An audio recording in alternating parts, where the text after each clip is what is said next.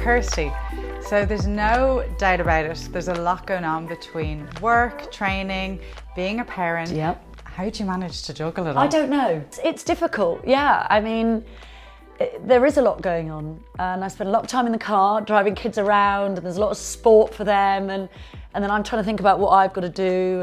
And you know what? As I've got older, I've realised that you've got to prioritise your health as well. That's very important. Obviously, you've got lots going on, but for me, and there was a period where I didn't really know how to get that balance. I didn't know how to think about myself, as well as I had 2 toddlers and I was working, and I was like, oh my gosh, how do I do all this? It's just, you get into a rhythm, you have to find your balance. But it is really important for me to keep training, keep healthy, and have a focus on sort of what I want to achieve within that kind of routine, I guess you would call it. So I make sure I make time to train hard, go to the gym, or do my own workout with my own gear, and eat right as well, and take all the right supplements, because it's all very well being a mum and sort of just, you know, looking after your children and your partner or whatever. If you don't look after yourself, it's no good. So with everything going on, Kirsty, what does a day start like? Well, every day is different for me because I'm freelance and I like it like that. I do lots of different things work-wise. So, but typically it's really after the sort of chaos of the school run and sorting the house and dogs and all of that. I'm religiously take my supplements, my collagen shot with turmeric, my omega, you know, all of that. And then I like to train in the morning. I'm a morning person, so I like to sort of get that done. Then have my delicious protein shake that we all know that I love, with banana and peanut butter. And then I get on with my day, really. I feel energized, and I've done my session, and I feel like I can sort of focus on work or whatever I'm doing. So it's very much winter time. Yeah. Is there anything that you're doing differently as a result? I think winter's a tough time for anybody, especially when you're waking up and it's dark, if you're up early in the morning. You know, really, you've got to keep focused. And I always try, I think it's so easy in the summer or the spring, it's like lovely and light and, oh, everything's great. Winter's like, oh, dark mornings, dark evenings. I really try and just keep in this routine I've got, and try and keep focused and think about the sort of feeling after I've trained. But you know, that said, I also do bring the vitamin D spray into the equation more at this time of year because there's not a lot of sunlight, and I think it's important, so I spray that on my tongue, and that's a sort of staple, more winter item for me, I would say. Yeah, and I think it's great because we know that we respond well to vitamin D and know how important it is in our diet, isn't it? So yeah, I think that's one of the changes I make, certainly at this time of year. On that note, is there anything, Kirsty, that you know you do now and you implement that you wish you knew years ago? Literally everything. Seriously, if I could speak to, you know, when people say, oh, what would you say to the younger Kirsty? Pretty much it's, you know, hopefully it won't take everybody this long, you know, to get into a good routine or balanced sort of way of living. But I think, like, you know, we've got a lot going on. The world is busy, lives are chaotic, you've got lots of plates spinning.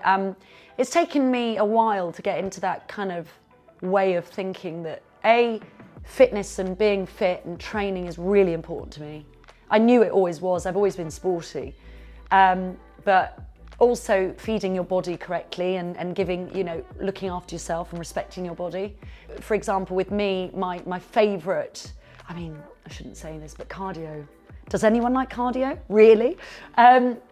Weight training is my absolute favourite thing. And since I found weight training a few years ago, a good few years ago now, I mean, I haven't looked back, and I think it's really important for women, especially at my age as well.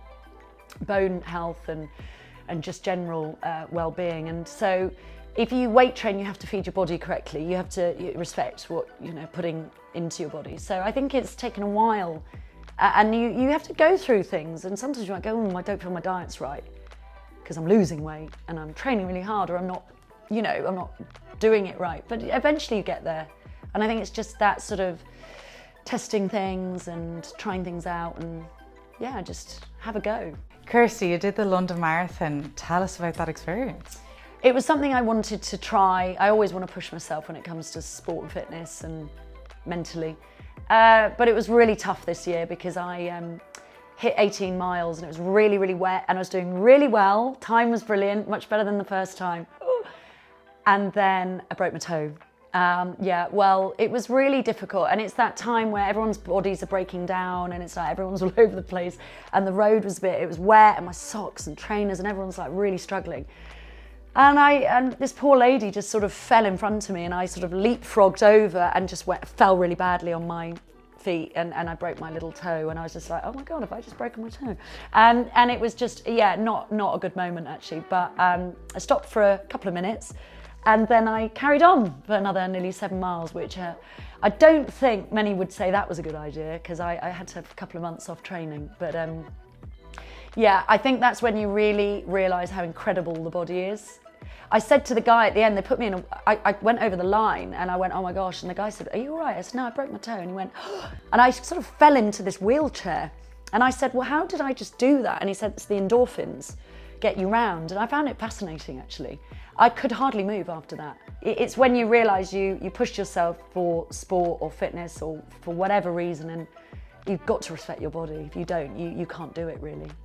100%. It just sounds wild. Like, to be able to say you did the marathon is like one thing, Yeah. but then 7 miles of it with a broken toe, I'm like, oh my goodness. From something like a marathon, there's many areas within nutrition that play a role in kind of getting you over the line.